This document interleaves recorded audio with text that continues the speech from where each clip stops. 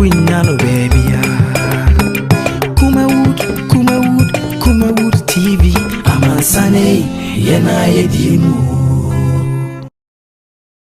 Kumawood TV aba amansane yena yedimu Kumawood TV aba amansane yena yedimu Sini papa bena upe biasha amansane winyano baby Kumawood TV amansane yena yedimu Kumawood TV aba amansane yena yedimu Kumawood TV aba amansane yena yedimu Sini papa bena upe biasha amansane winyano baby Kumawood TV amansane yena yedimu Kumawood TV aba amansane yena yedimu Kumawood TV aba amansane yena yedimu Sini papa bena upe biasha amansane winyano baby Kumawood TV amansane yena yedimu Kumawood TV aba amansane yena yedimu Kumawood TV aba amansane yena yedimu Sini papa bena upe biasha amansane winyano baby Kumawood TV amansane yena yedimu Kumawood TV aba amansane yena yedimu Kumawood TV aba amansane yena yedimu Sini papa bena upe biasha amansane winyano baby Kumawood TV amansane yena yedimu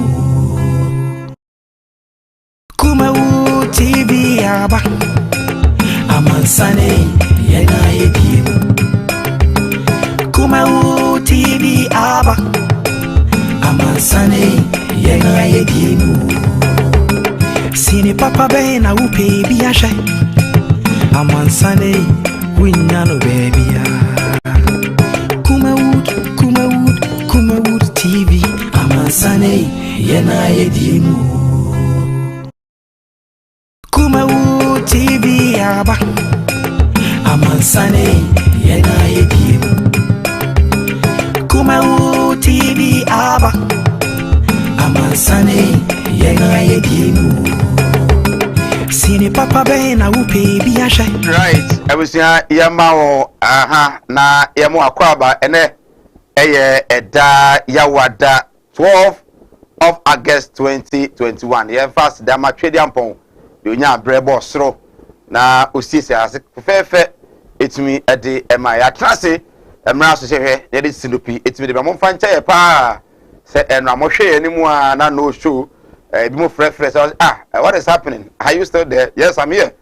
Yanko baby ne ya trase inyamre na afi etumi edi committee edit se Mike ha Kumawood TV ebia na ohwe wo fie upi abonten a ofa phone no a Facebook Kumawood TV o like na wa share na wa drop comment o ebenyamre akenkan edi ama sanso na ko YouTube nso a Kumawood television so betimi ahwe live ho ene ya wada ne nyamre atrase edi nkomo asinkonwa numerous strikes actions and institutions asase a omo threaten me no ka say there say UTAG University Teachers Association of Ghana omo strike omo say until say aban no modern na omo working conditions omo de to akwan mu hye gu ho Every be a tremor for over the years, be more than 10 to 14 years. Inya me bebe mu no, omo will not go back to the classroom. So as I speak with you, on my Ghana, over 14 public universities no, nina no, at the Suyafo school mo there, and so no show. Bia enko so, most of the campuses are appear in Kaho, school for Namosa, omo di omo ye, okay university a, omo di omo eye, any other universities across the country. Even amre na enei yetimi edi won komo unim say teacher unions NAT, NAGRAT, and CCT. CCT no a coalition of concerned teachers, Ghana National Association of Teachers, and I so no NAGRAT, Ghana National Association of Graduate Teachers. So na the signal ma bino as a poor condition of working conditions no. Sabino and me on Tony ma anhwe am promotion sem an konanim o allowance sem and me amemu o me say brebi atwamu na o my Ghana teacher ni a na o kraka edi from na eba na duty free eni ni na no ye free ho Sabino anhwe ansan restore all those conditions no a ade say o mo ahye say o mo so no by September o mo edi o mo na de na no mo chop o mo books na begu from Obra omo classroom and kwacha there no say signal NAT NAGRAT CCT and so edeba you know and so free wa there say the Ghana Medical Association Dr. Fonkabum Kuso my Ghana and so as the signal to the government say almost working conditions abana nye na when sinema and tutua atwacho kwan hodo a almost so ebeko strike. So I can tell you that this year the first term of His Excellency Nana Dankwa Akufo-Addo's administration under the second term of office, the first year, will be very, very hot for the president. Ibinyamre na yetimi edi ehon so enkomo na ya he enkomo so a efri eho ba na montu aban etu. Me no ka say de bosome makoma akon ne ewumi. The president has not been able to appoint district, municipal, and metropolitan chief executives. Untimi appoint here, and you know, you and I, in him, or how near mania, it me a day abba, because of that in Suntikranum, and now there's a district assembly common fund, no, it me abba. The perception is that should I release the district assembly common fund, or maybe I don't be coffee, Sikan Betomua, I heard Odin Fumfru, it is Kano, and now there's a beba. So at the moment, Oko district now, I can tell you, sir, Ajuma for all my Juma dear, and so Majuma Moyano, it is less than 30%. Because the DC is come on, they don't know either they are being maintained or a Merebason, America say, Omo Enko. Some of them tells us, say, in fact, Omo Assembly Okranwa, now I hear a ferry be a who be because people are also around saying, so Ubeko, we be two, and they are. What is actually happening? Say, yeah, DC is no, ama on time. Even now, August, it tells you confirmation will be somewhere September. Confirm September, no, it be October. For effective DC or MC to work, no, a better take place per no 2022. It tells you that we have wasted 2021 just like that. What is happening in this government? We end your politics, but then on my kuma memumu sam and you can't watch it. Ibinyamre na ye di ho enkomo. What is His Excellency doing about this issue? Okobono ampani ko ba pro. Na ampani ba pro no. E na onye jira simpies no aka say mo health minister ojina hoyi. Ye fe no kwakwa Ajima Manu. Eni Ajima Manu is suffering. Ghana for born left and right. Left and right, no one penny sere. Now, hey, over 160 billion, 160 billion. And this is Kakudi Sheki Wa, and the year has ever by Enyamaye. Say Sheki, but say Sheki Famba. One penny say you're born left and right, no one penny sere. It was a one for one penny, Papa Dino. One penny crash was a mumu serious. What has this man done? 160 billion in his car. I was a beginning. Well, the call for him to resign, the causing financial loss to the states.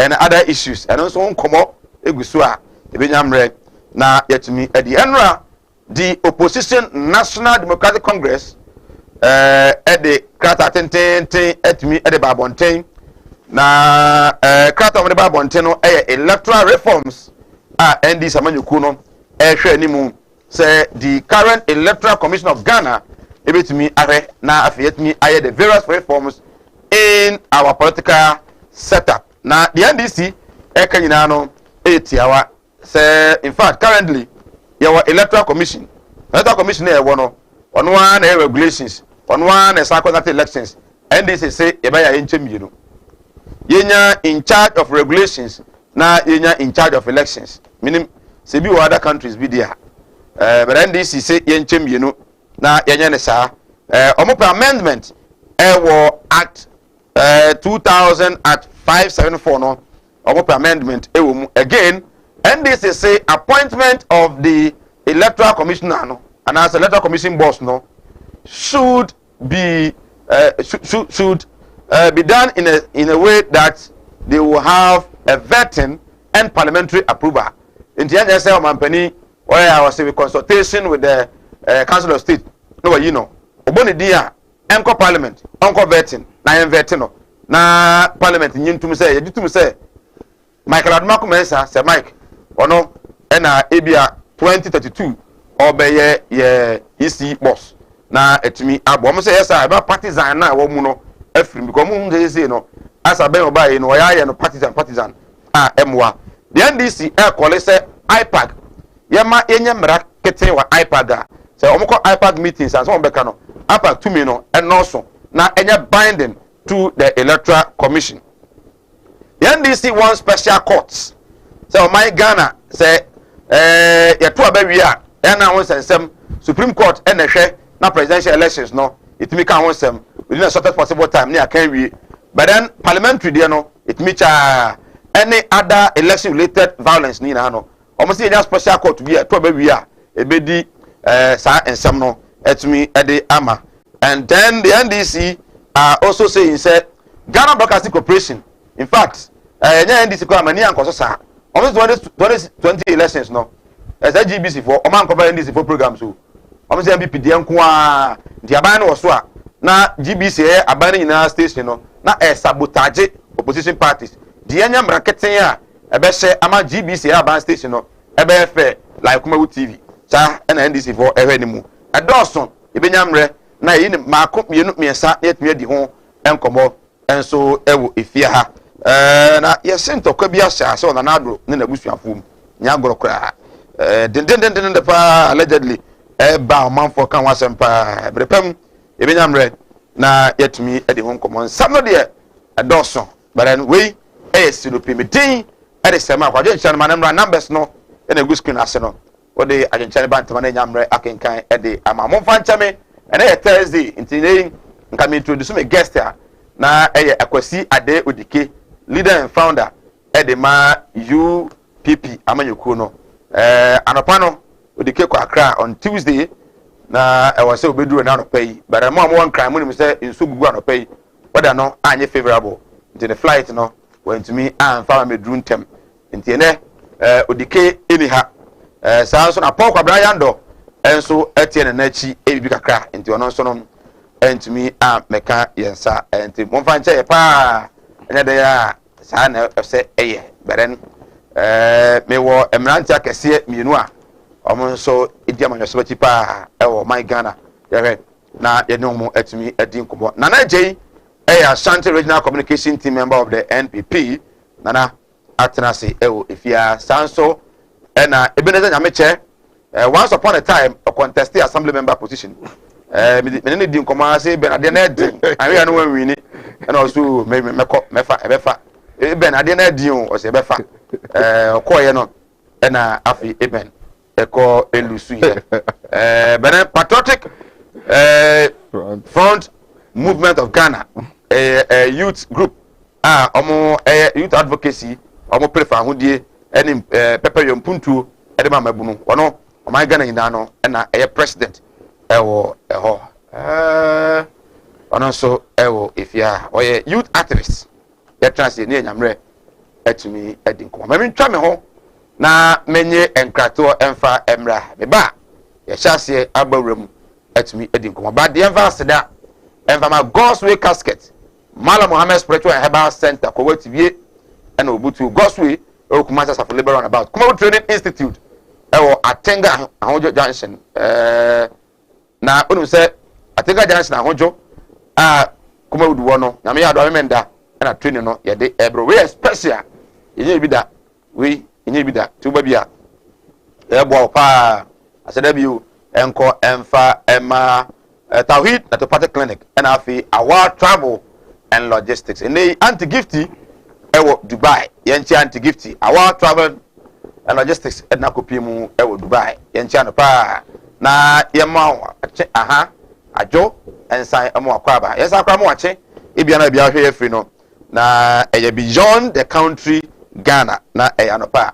yema ache ene mo fa se bako ne birthday ne mo fa se bako ne birthday Michelle Echa Frempong Rosant Vineyard Educational Complex and Mofas Michelle happy birthday to you mommy Presla and daddy na nebusu afo nyina ya say am happy birthday nya menhira onye okese na odache enye so nkokora enso bibia obusuanum nya mensiesi opa na emfam kunde entumi emra sanso and a prophet Bafo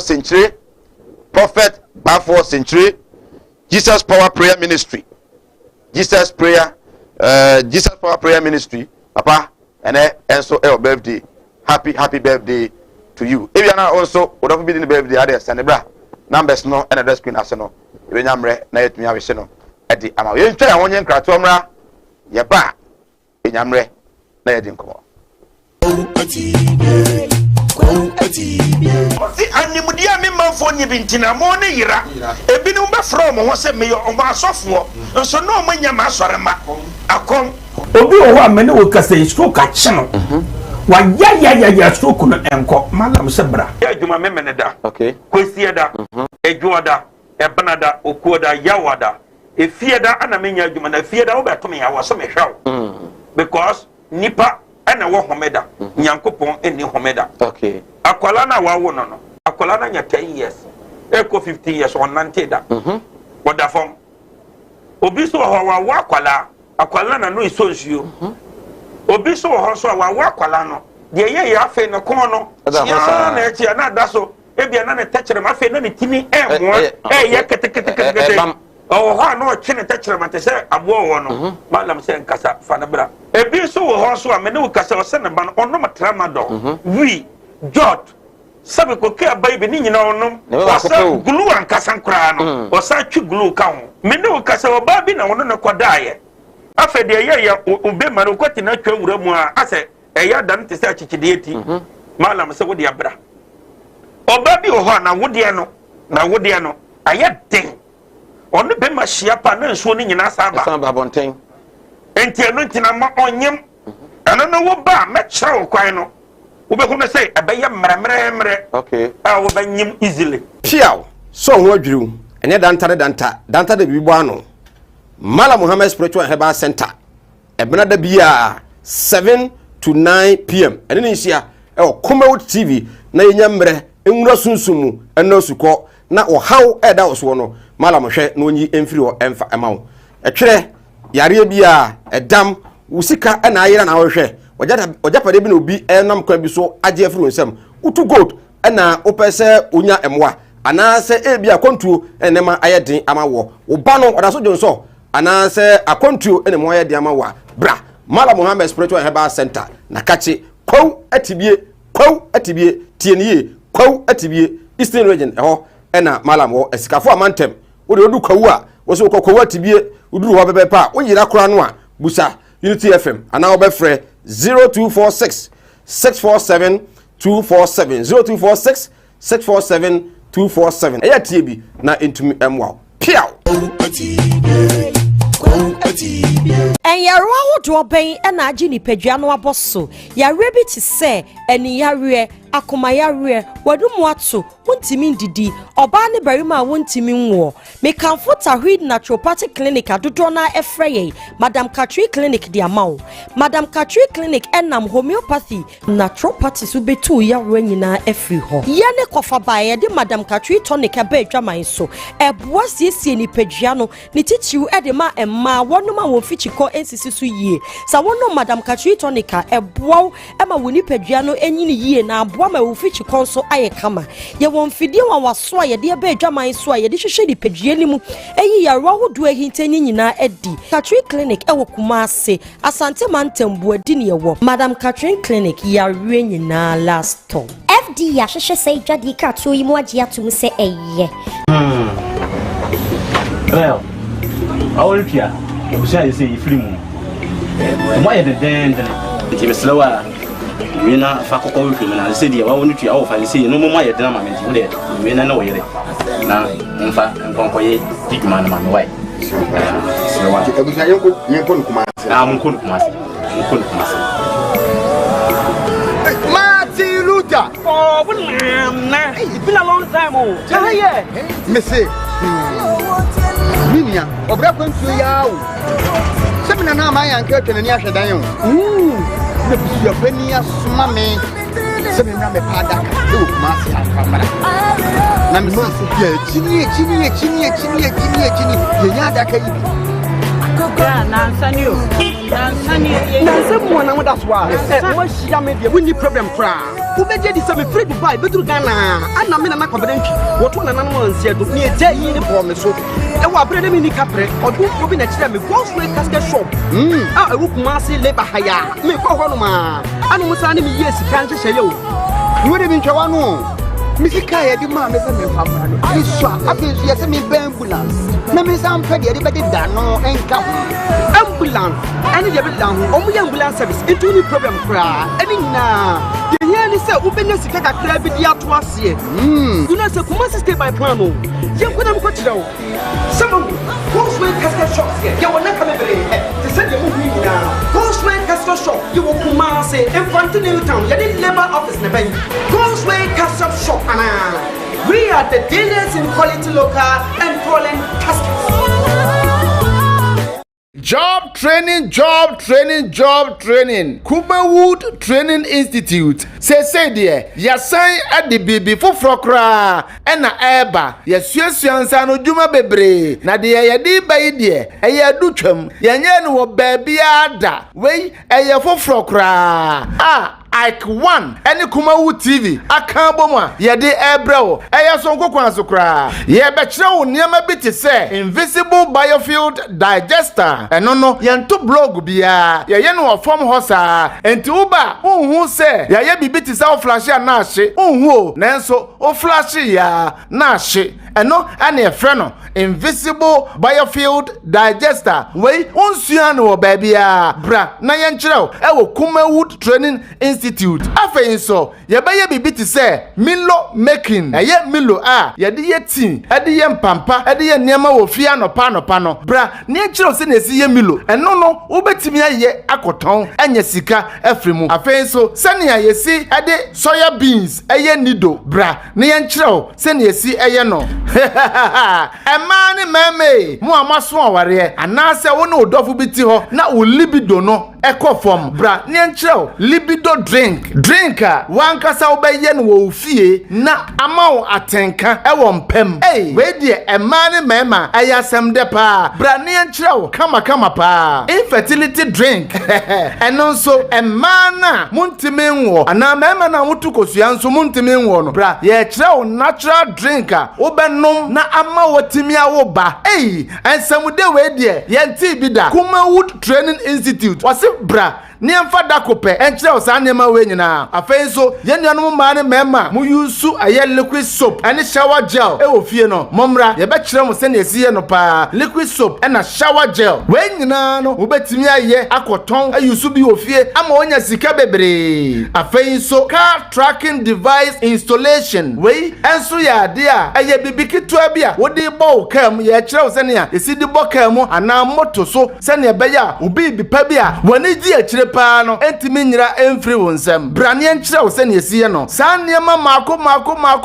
enkono ene de keke ka ho bonus nyina ka ho ye kyerɛ wo ne agye wo sika ketoa bi ɛyɛ 300 Ghana cedis pe ɛyɛ kane sika 3 million no me pa kyɛw mensɛne ebi ma obia fa wa de kuta uba bedu ya no ba abɛyɛ registration ɛyɛ Saturday 14th August mo ne da ɛtɔso edunan afiye mo ɛna yɛyɛ saa dwumade yi wo yɛ oba wo yɛ bɛma wo yɛ panyini wo yɛ akɔra obi bia betimi aba abesua bi ɛno nti fa number na ɛda screen so no na wo de frɛ yɛn ne yɛntwerɛ wo din kɛkɛ ne yɛmfa register ɛmfa mount ɛyɛ 0244 294066 0244 294066 0244 29 40 66 mipacho frɛ na yɛn register ɛmfama afenso numbers a egu screen so nyinaa no obetimi afa na wo ne yɛn akasa ɔse Kumawood Training Institute ɛnsa no dwuma ahemfie ɛbɛyɛ butu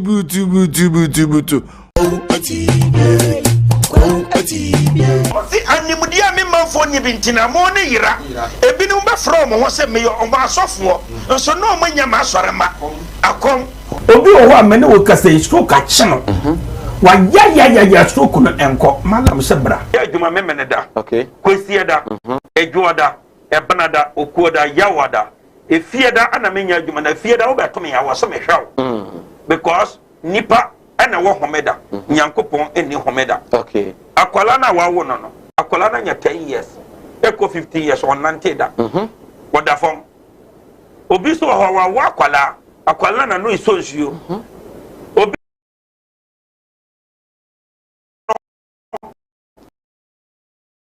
ma fe na ni tini mo ya kete oh ha no chine tachira mate se abo wo no malam se nkasa fa na bra ebi so wo ho so a me ne wo kasa wo se na ba no ono matrama do wi jot sabe ko ke abai be ni nyina onom o sa gulu an kasa nkra no o sa twi gulu ka ho me ne wo kasa wo ba bi na wono ne kodaaye afa de ye obe ma no kwati na twa wura mu a ase eya dan te se achichide eti the winner is Carrie.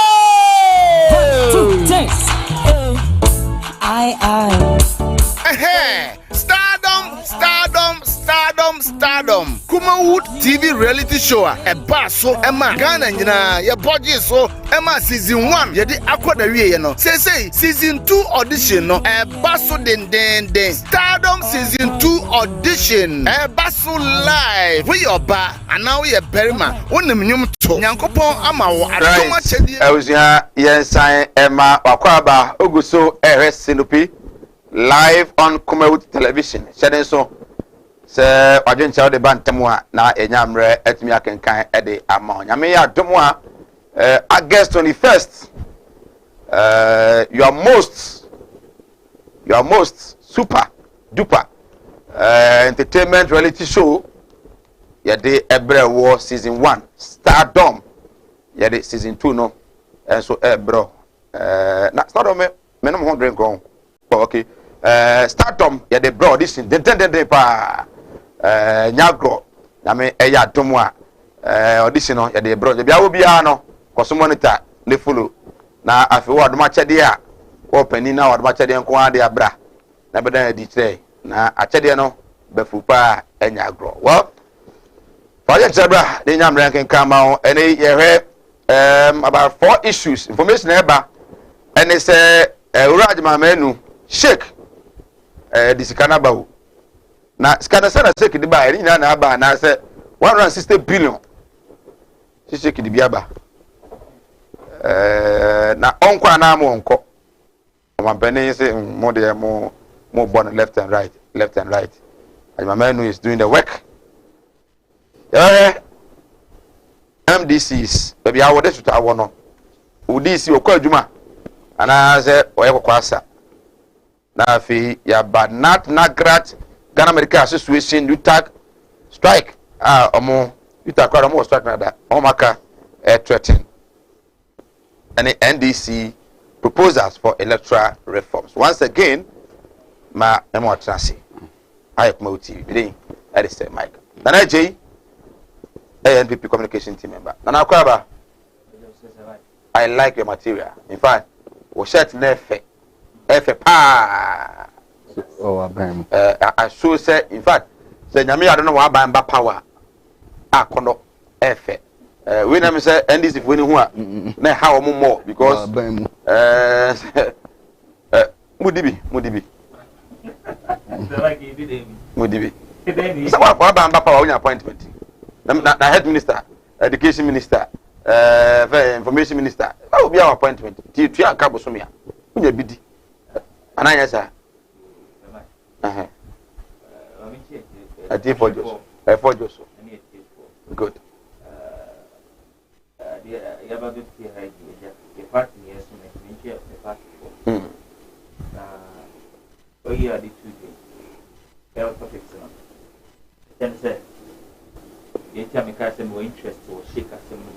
Shake no. I know ka I'm so voice no. Shake asem no. Because no pay no. What is canon nina and you be 20,000 then ka ho. 20,000 then they say akoto.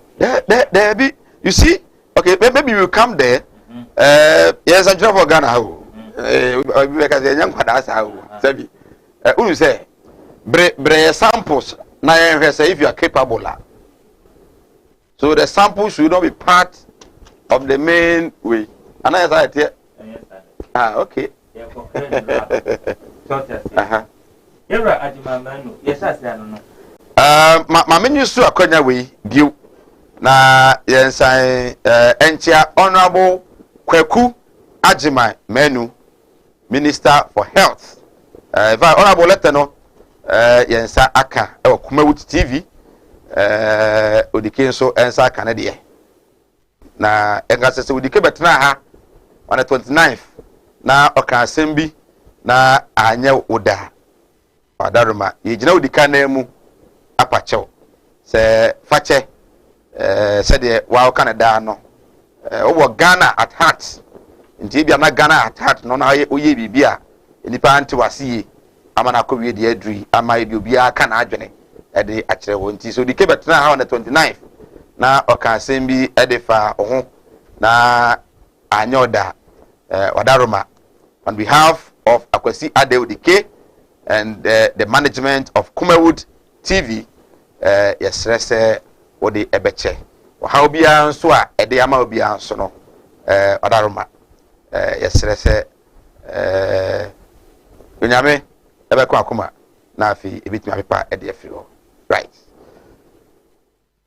mama uni akwa bansan right mama uni akwa bansan sini akwa ba Enya se boko de se radadum eye kakra se mu e was strike and teacher for no strike se teacher for the strike ba be kaye affect mo so affect ye ka we nya petna nko bi akere den ka last hour kura nko be akere the paper last paper nya petna but because of the strike he say you hu ye nim ye hu ye chi see nko fie see antina school mu obi ehu ba me ko ke university enra possibly you could see say the campus is almost empty. So much is them there. Bebre sheshe dem. We must hostels are a wild round no. Na bebre sheshe see awunim. Say we coffee near be catch us bra.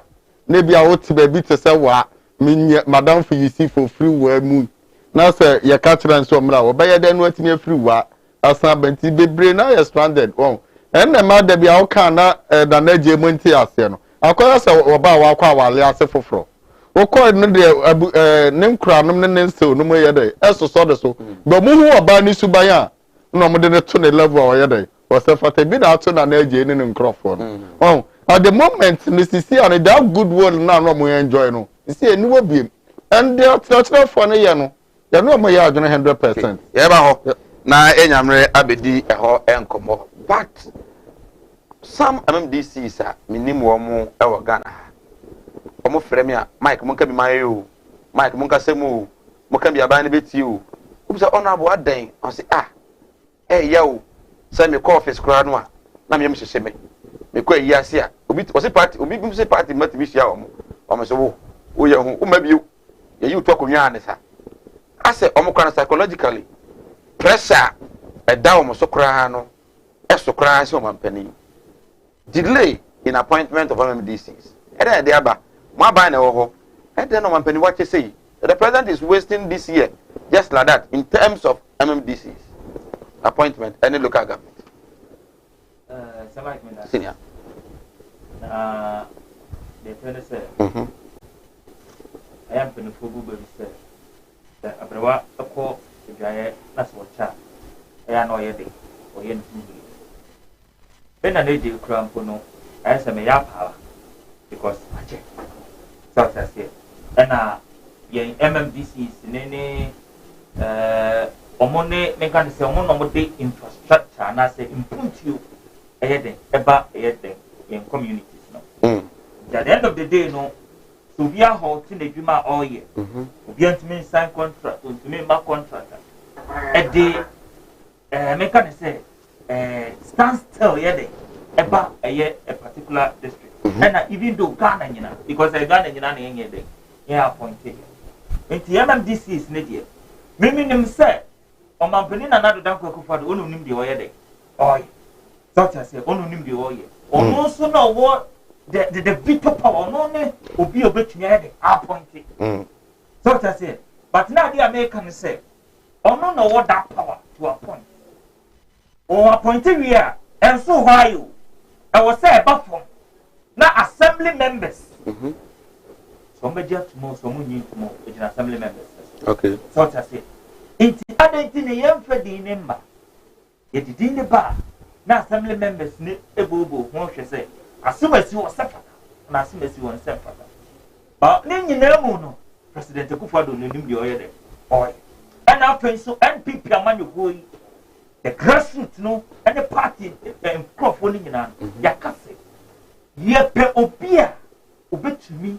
The development abray elfo that was so to be about and party na say Ghana for you na say so I say inti ye fiti preocupe and member policy na moja ma there be inti obia o sefata constituency no and na say the district no edge na tum eni say we obetumi aye dwuma na onu na ye hwe ni say o mampani e de ne be. Okay, hold on. So you have done term appointment of ministers, board members, board CEOs, any MDCs. And so you have done term one. Didn't you want to say, "I should show more between Edmano and I'm appointed them as ministers"? And so you be end. Okay. Now the attorney say, "Inka impono." Say you bet me, I be beside Senka MMDCs no, and your power momentum. Okay. Because I'm not going to improve here. Minister, why is the supervisor? Before it is a local government minister. Or no, you know, say, or share a MMDC is for one of the MMDC is for no age, or money the assembly members. It's a mokran and Kawasi heading, your power woman. But a man penny say, men are media me.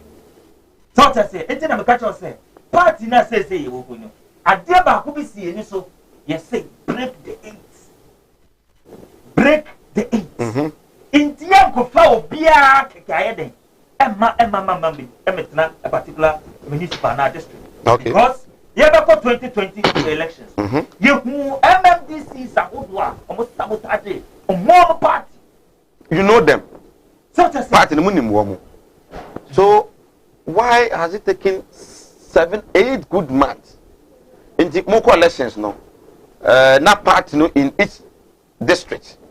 Enemy say impo kwame ni hwa kwaku betumi aba ye this year na MC. Samai, they tell say no. Me can say abana na say MPP abana ye vetting in 3 votes. Ye ba ko our region. They call national and they call presidency. People think say it's unconstitutional. They call and I'm to say they call 3 votes, region, national and presidency. Okay. They say you call all friends saying vetting near the day. So to say ye ni pa omodi omoye den ever. But the amana changing in ano bet me aka che say nye efidie su kakraka na metiso a kameka asembia che ofi air. So to say ye won crofo bi wo kwa or see me Jenny, made the name back into the child. I don't know what you mean. Party man, party for no, party for no, you won't prefer to come or see me Jenny when I met 2 million a year. But I got from no son, and Crawford so cast and fofro. And only a Crawford. I know. Woman, so do American. But don't mean to me and no PDS so and cut out from nature because he appears. Then now, a delay part in your in Crawford Casa because the Emma contract of first district municipal and no sooner as a woman contract to be contractor or Cototo cement near the other and Massikaya then about a year the community. It immediately been delayed and then the day how much be ever. And then Professor Regina wants to separate the country. No, 80 months apart in 24. Say 8 months. Yes, a year could in my Akaka Crampono, that was something that we run. It is a money chebebra. Name Punchuna, is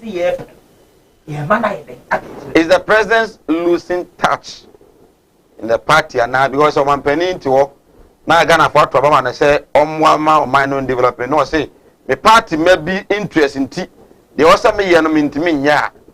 It's very serious. And your party in my interest in tea. Into one company, edit to me, no, one penny to me, a man say, all appointed MMDCs. Yeah. Into who be out in Chabiano, you have no power than the president. No, companies want me in farmer because obviously when I'm in the I'm afraid. Without party, there is no government. On my benefit, a man you come no pay. Okay. So that's it. A man you come no senior born the children. And in the baby see. Good. It's party, no, I will say, oh, stand your way be more. And a party, no, so I can stop so breaking the 8. And you want to make us say, may you come for the baby architect. Abba, your woman, this is your man, Yaduma, and a party, no, actually, could never bring. It is a say, no, you due diligence. Near Shenipa was separate. A particular constituency, a particular district, yet your mother to made any MPP for no. Yet the grassroots needed to say, I don't know. Because the by this time I was so come up on thing. Now can you who no contract, I would do I had I was saying a cost. Then you know, academy, but me would GDA any average move. Oh, in President Muse. She be and Tom could say. Now what you know, and couldn't be energy. No, my opinion, another danko for Eddie, a dinner, then Ababa. Now, what you mean? About me about Namino Cassi. About me about say I'm no Cassi. When the president was traveling, that was information minister Mokachre. So, one penny will be a appointment of MDCs in there, even if he's not around. Let me about. One penny acquired by a koto or more homework. Then I make a choice, say, Mike. You bet to make them a noise series. They didn't have a okay. So that's it. It's you best say the appointing authorities. Okay. I am president, and another danko good and then my the chief of staff, and then you about me. On what 2 million women seminar. You best the grassroots to know. I say, yeah, okay. Let me make a choice. Let me grab one. Okay, right. Think on MMDC is the delay.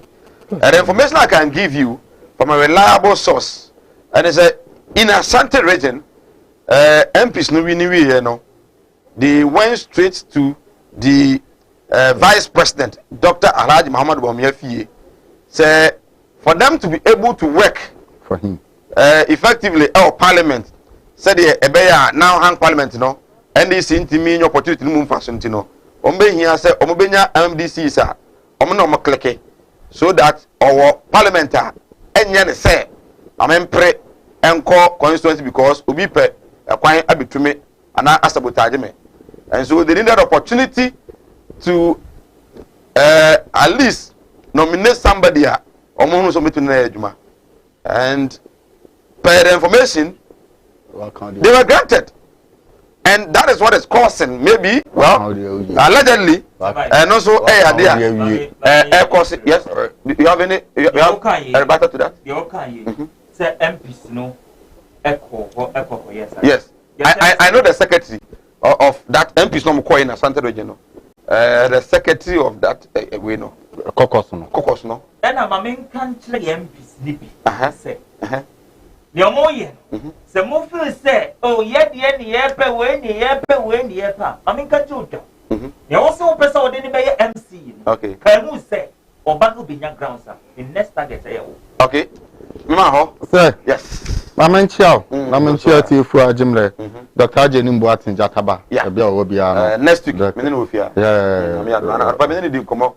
Number, yeah, one number, baby. We are all baby. We travel a minor shagada hunina, or traveling in Asia, Messia do a raganemu. Until baby, our boy, Doctor, I Jenim Boatin Jataba, baby, I will be ano. Mecham Chair Patriotic Front Movement of Ghana members. Yes, so far could be our platform last week, a pastoral platform, Friends of Pastoral, or Shepa video now at the assembly. So for Emmanuel, Sahene. Emmanuel, Sophie Emmanuel Sahene. Now, sorry, the same. Oh, Bremai, now, sorry, Nanka dinner. Until what it was Sunday, Sunday, where you got me, me, no, Bremai, or lunch. Something to me, if I see or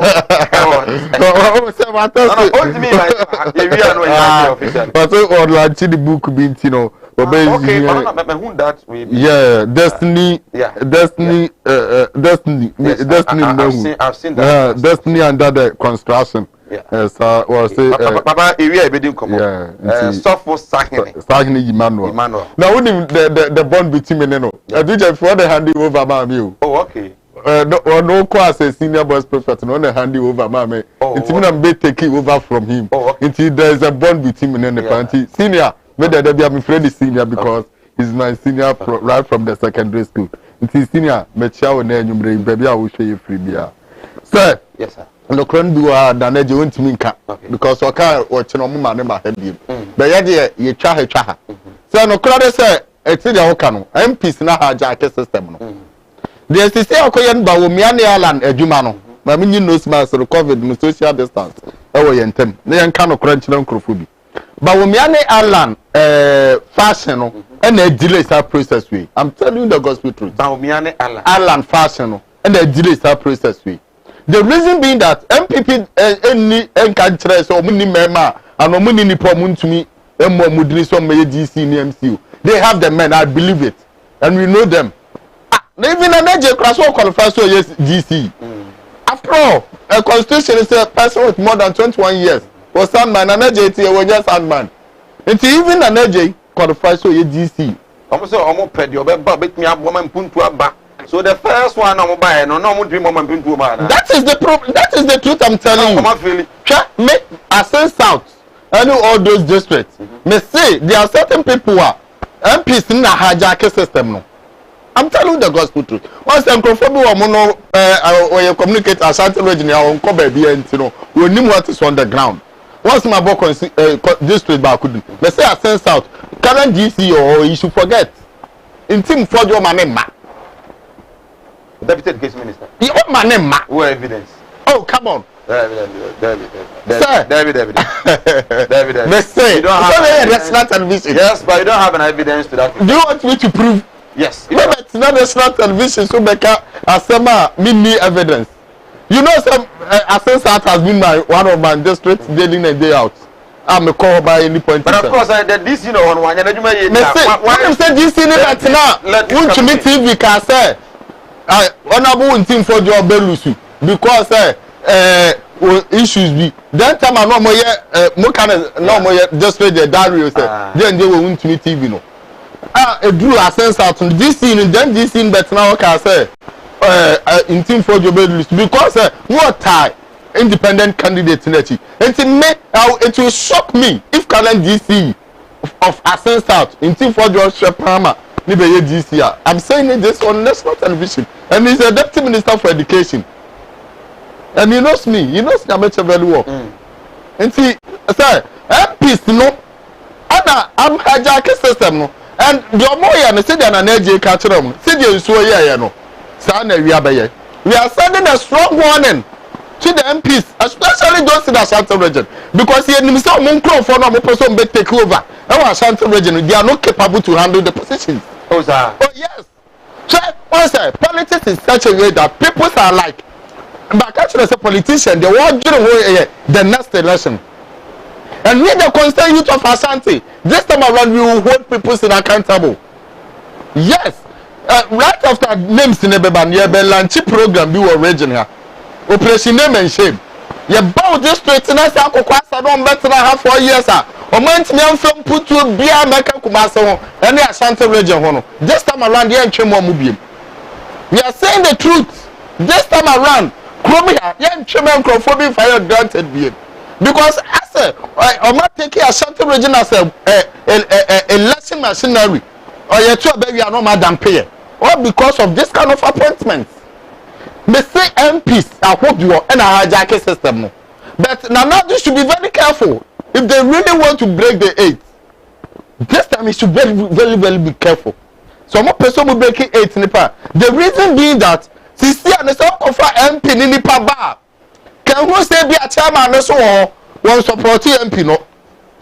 Secretary no on support MP no. Now Nigeria or your communicator no. One be no so one a darling man be reigns. And it's a walk share MP ni the best favor MP no thinking of Baumia. But not Ghana. At the end of the day 2024 no, Ghanaians will judge them. Because me with my governance and democracy. And I understand that you can decentralization and that's in Punto or Memuma starting free district level. Now, Sir Mike, a dear ma a common dig out of war appointment at MI. I'm telling you the gospel truth. CC is a make sanitation ambassador. Sir, cement me a contract be war KMA. As the same see the buyer mini a bin madam for being an AJ no one minimum. It's never be bahana me comment me ama unu produce 50 cities. And the system me call assembly wa minya contract. Enti me nya contract na me bahana mean to be more than 50 cities bi. At the end of the day an AJ and so be a minimum no be me. Won't be benefit. Until at the end of the day I come na eje Ghana for because of appointment to hear me. People doesn't see the significance of this thing.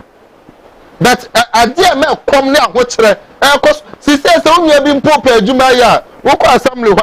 Woko Casa because this year, CMC, National Nipot one. When you power so Obama appointment and also Obama contract is here. 8 months in governance, no local assembly function, and it is telling you, sir. At the end of the day, no, development and first castle mass system. This is the truth, and I want to mean castle because for better no car the boss called Kuche your friend say Kokuje Kosichi. Or because teacher by friend say no one can say into amount suspension, but we need to tell them the truth. Say the way almost say hijack system, and not only MPs, no, almost one busy to become regional chairman. So can who be the current regional chairman? So can who be? And those who are also having the aspiration, and not only in Ashanti region, some cultures say entire Ashanti region we move across the country, so you know what is going on. Those almost more ambition to become a regional chairman. When you saw hard say, one only the financier, but on pay position. Okay. That people know almost were influence. Yeah. From Nipasha. These are the people of my hijacking system. But me did now do down papa. A person that we believe, sir, in could be what the heart and the spirit of patriotism to serve Ghana. In going to be money per me and you draw father now the down Kufado. Adrian Count. And this time around there was some man in Yaku could do John and Naso. Is it not also said that Anakai is trying to satisfy the party? Emma. Sir, in life, you can never satisfy everybody. If you're a leader, that is why when you're a leader, you need to stand on your toes. You need to have command of whatever you are doing. Because at the end of the day, Ghana for that judge, the better I send an AJ MPP. Chairman to me MPP. That's the name Kobo Bidi. Because one only thing a quarter of ballot to this Ghana for Cotin Timano. Okay. And he is the leader, he is the driver now. Okay. He should be bold enough. 8 months a day, at least. Almost say, yeah, no more a baby about Jaya, not there. Because you know a channel, you know, we was a Kojano channel and finance. And yeah, it's honestly speaking, I said, Uncle taking note. The system is not working. Okay. Well, man, no man koye. It's because of that appointment here, MA. It's media now no you may ya poo. This Kumawood TV national television they so catch on another time say. Well, man no AC now. Na kukudro no the boldness now no just started in 1992. Adeban. Sa kukudro no onya bi no mfa mo body na Ghana mfa ntuma pemfra. Right. Ebusia ugoso sinopi live on Kumawood TV. Ajenche Fabra na enya mrenken kan emfa emawo. And of course, so one penny a delay at the ban next year, there will still be agitations. So why don't you bring it earlier? Now, I'm agitating, no, I'm agitating, now in fear. Because I know for a fact, say, Atapoku engineer, KME, say, Nanabon this or Mayor KMR, there will be massive demonstration against him from the NPP party. I know from the facts. No, it's not a campaign, but I know. That's why I'm saying, say, if you are body in the crown, agitation to the bar. If I brand them, now agitation is Namra, Namor is over and them, now into me, Emwa. It's me name the entire HSID, but MPs now, Mukusia Baumia, now Mukatene say, O Mamu Munimudia, O Mamma less, I'm the less than a coin, you know. You, yeah, try, listen up. Mamentia. Oh, Banahene DC such in Suta Omakwaja award Kasia pa the whole Ghana yes institution another district audit Ombo Muhammad pa in the year 2020 last year honorable Banahene the district why there Banahena ya de pa Suta DC award no internal audit agency office of government machinery 2021 internal audit awards winner of DG special award for best female internal auditor MMD A RCC category and yade Emma such I say omo abojuma pa ya mo omo abaso enso e wosa kwan so akosia achia eji mensa a senior internal auditor such as Central District Assembly in Suta in Ashanti ono na 2021 internal audit awards no ya de ema no and it say what me audit this year ma this year niska am man award there I say no doubt Banahene also satra well kakra bi on vaccines no ene ehun koma ba na fi ntwa ehumra meto de aka so nana the minister say Osman on resign home. Oh, sorry. Sorry.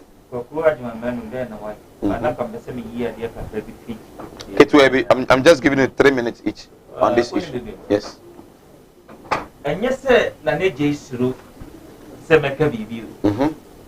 Baby, I'm not credit them. I want to kind. And a credit, and then a credit say, MPs no, Ekumba Mia. Samai, to me, Unim, any to the party, I join. Any me boss, the regional communication director, but see the last person, Munim, Jane, ye might that information. Okay, you bet me you soon can't say. And MPs are called, and maintain one regional communicator. Yes. The one Amoka said, Omako, Maumiaho, Omako, say, ye pay, say, ye dear, but MPs no make us a mitro. Say, Samokoi, a young penny and pass a mako, no mako, yes, agenda, and I'm a development at Cha. Munka who say, MFDC is now also in Sase, young fanning concord. Say, Obenya amount of money, the next target, no, MP. Maybe I can't never surprise me. What's a party? They say, we have this year. Some of the contest just all resign. 2 years. And you know, and now this time around, we bring 90 years resign uncle. The attorney said, I know for a particular constituency, be free. I was told, say, the current MP, Ako, Jubilee House, Ako Kajama say, on one to many the all banning yeduma your test that no betumi na yeduma but the formula the people ne say there be akwa when your test no more yen agitations be because okay such as say right me na neji say the local government minister be give one answer maka chen say omo send a team and cut the ground they have done that they have. I know. Nana, information. They have done that. But still, one. The Omai Yenu United Crown still. I know very well. But the main town say. Okay. The air cost of that constituency. Me say I'm sure na say ye buya suku ye mbeguno ne kan so a me metna wo video so aka tell say MC no what in office ana mbeguno no akotwiniti abodi. Right. So this time around, buses number. Buses number. Yes. Send it by. The attorney said, "Kwakwaji my men, honorable. Maybe I will be a minchia. Only baby. Young animal at so sansemimu. A did the group have said Yakoso financial loss to the state. And yeah, they almost come home send every group have. And the penalty if you back could be so. And I remember that breaking news. Say, I'm a player sick. No, at a year $2.4 million. No, I think about the two or minor coffers. Maybe a second year, then appear free, you know. A quan or Sunday or the ababato. It is America crowd, and Kamamin Putoka cra and the way free. A year sick Ahmed Damu Maktoum, ne office ne free buy. Or the chief director or the Ministry of Health, Mr. Kwabena Bodu. Ne letter no menkai e yika krebi wa ahase. Paragraph 2, paragraph 3. Menkai one. Also, we acknowledge the receipt of your letter with reference number so and so, dated 10th August 2021. Regarding the refund of the balance of payments to the government of Ghana for the supply of the Sputnik V vaccine, the requested amount of 2.4 million has already been refunded to the designated bank account. As communicated by you, the SWIFT and the payment advice for the refund is hereby attached for your reference and record. Okay, Yuniswa, Uhusikano, Tamebeto Manuni. So we're because Miss Moore, 11th of August 2021, and then see 11th of and 12, and 12. So what I said, it's an opinion. Okay. How authentic is this? An opinion na make a free Bank of Ghana to Mr. Kwabena Buedi Oku Aferi, Chief Director, Ministry of Health. Okay. Enti sikano ni nyina yeden aba. Na de tie no se yemo yura kokwaji my menu abaso. Date na me bona abaso. Because ojin me no mienu yankwa. So ta say and I say me kwako crave drop. Because ne dwama su nyina no a short it. WHO abeka chiro, UNICEF abeka chiro, so ta say oh asa nkrofo e covers me nkrofo nyina abeka chiro say e dro ne dwama so yede a short it. And to pay you craft physical cash crown over it. Ministry of Health, Ghana Health Service, Bonapum. Say you're unya a drobi my because when we are working evidence of COVID-19, when you be that now only send your wussy fire the every and Crofonia be almost familiar the extra. It's about the Sanira say, may yen out of desperation and frustration.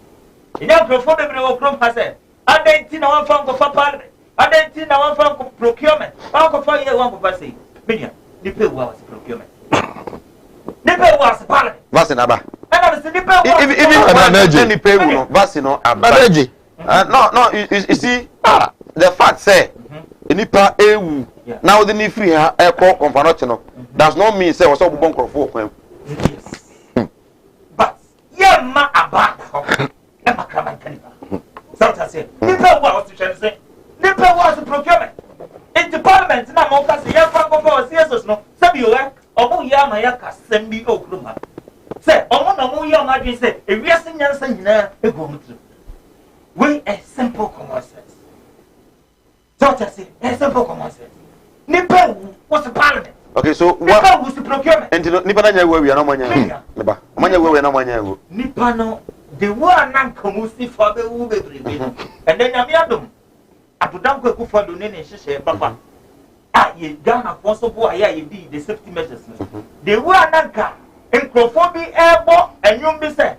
Ghana for the war, Ghana for the Nanka, ye not some cassa apart. And then go for the junior manager already. And then you Musulia. Okay, so did you know? And for so many diaba. Many, the Oya say, says they are 20,000 doses. Says the Yaka. Ahmed sold to me, Pamba.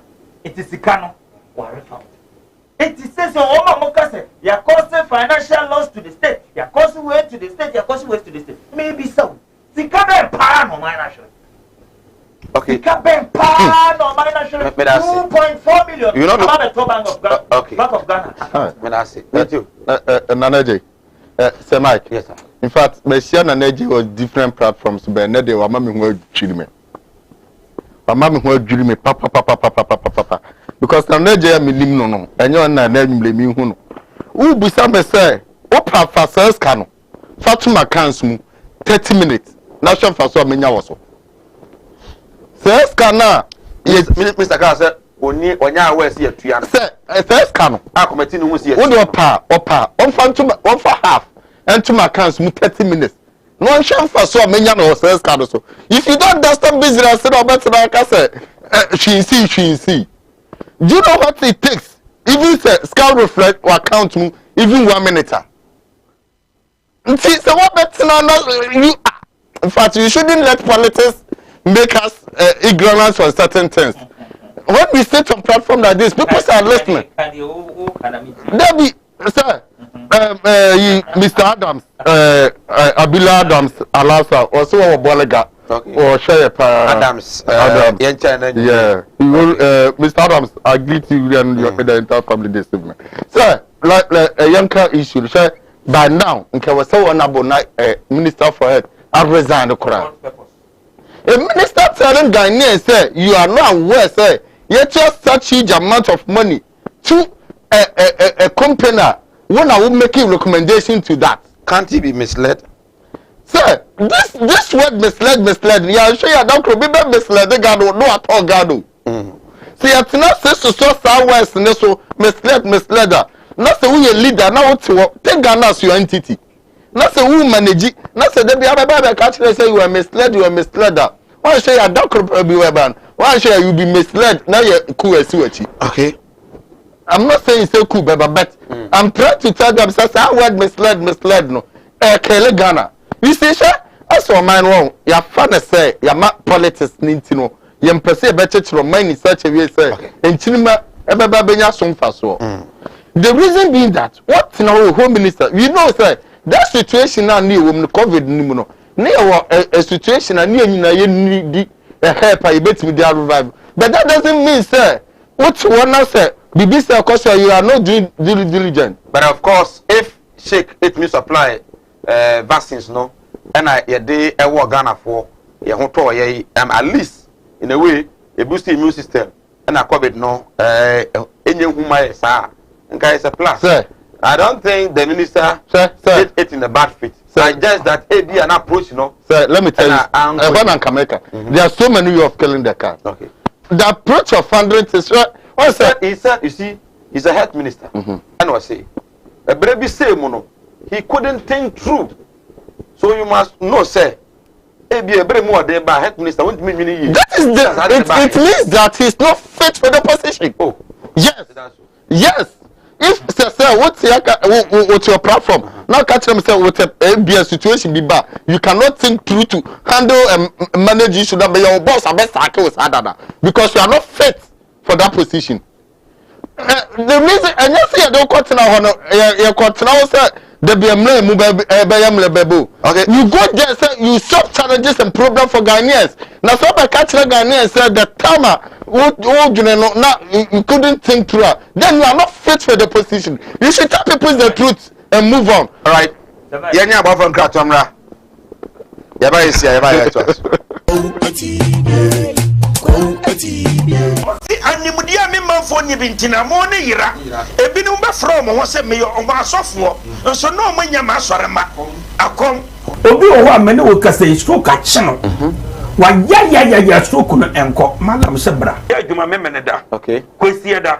Edwoda, ebanada, okuoda, yawada. Efie da ana menya adwuma na efie da wo beto me ya wo so me hwew. Because nipa ana wo homeda.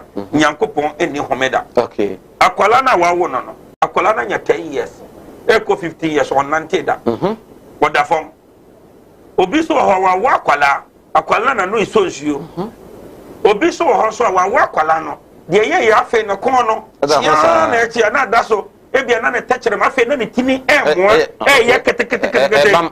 Oh ho no chine tachere ma te se abo wo no. Malam se nkasa fa na bra. Ebi so ho so amene wo kasa o se ne ba no ono matrama do. We jot sabe ko ke abai ni nyina onom wasa glue ankasa nkra no wasa twi glue ka ho me ne kasa oba bi na wono ne kodaye afede ye ube ma no kwati na twa wura mu a ase eya dan te se achichide eti malam se wodi abra oba bi ho na wode no aye den onu be ma hia pa na nsuo ni nyina saba bonten enti eno ntina ma onyem eno no wo ba me kyerɛ wo kwan no ube kuna say abaya mremre okay wo banyim easily piaw so ho adwuru ene danta de bibo ano Mala Muhammad Spiritual Herbal Center ebena da bia 7 to 9 pm ene ni hia Kumawood TV na yenya mre enwura sunsumu ena suko na ohaw eda oso no Mala mohwe na onyi emfiri ho emfa emawo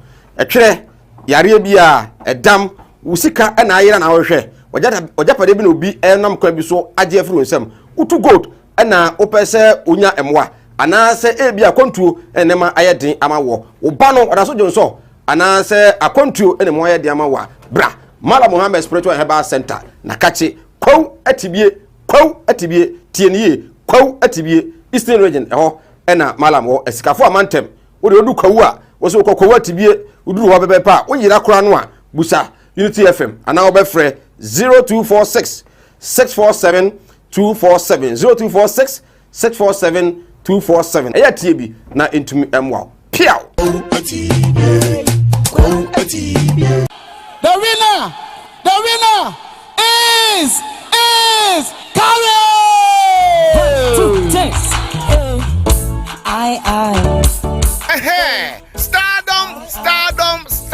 Stardom. Kumawood TV reality show a basso Emma Ghana nyina ye budget so Emma season 1 ye di akwada wie no. Say season 2 audition no e basso den. Stardom season 2 audition e basso live. We your ba and now ye berima wonim nyum to. Nyankopon ama wo adoma chedie bia wo betimi aba na wo be kire obobredia. Bamodin say on the 21st August mu ni da etoso aduonu baako ye di season 2 no so Bomodin say obaba pick your forms no aye 150 Ghana cedis per aye 1.5 fabejo Stardom na achede wo mu no de aye bebre aye Saturday a ebe ya Bomodin say wonso obeba na obejo Stardom audition no beye butu but number the good screen is no aye 0547 160380 0547 160380 fa number ni se ya na fe ye church mu ekwan a obefa so a wonsa ebeka forms ni bi audition ni nyina beba so e wo Kumase anu ti ba bia wo bia se won kan se wo Takrade se wo Eastern Region se wo Western Region se wo Bro East ana Bro West ana ba bia wo bia Ghana ha bia ni wiase afa na nyina Bomodin say 21st August ya ba bia wo bia obesim na oba Kumase ahojo Atenga Junction ba bia Kumawood TV wona opepe and the audition no ehihye so anopa no ndu pepepe 10 am na ya shase ye de dimsa ekosi 4 pm anu ti babia wo bia tutumrikai na won so fa wadoma chede ebra na Stardom season 2 we ha ebeye butu right abusia yensan ema makwaba ena asese uguso na ohe sinupi waje nchene fabra na yenya mrenkenkan emfa ema numbers no egu screen ase to yan chere fa wa na nyamra kenkan e de amount Fabra Ntem. Now the NDC obeka ya to abawi ye the Electoral Commission of Ghana shall say obehi ase obeye reforms kakra into all political parties emra na obia mfana dwenkyere emra proposals na help ka fa so a yebetimi ya battle no yebetimi a strengthen no na yebeto ababenya free, fair and transparent elections.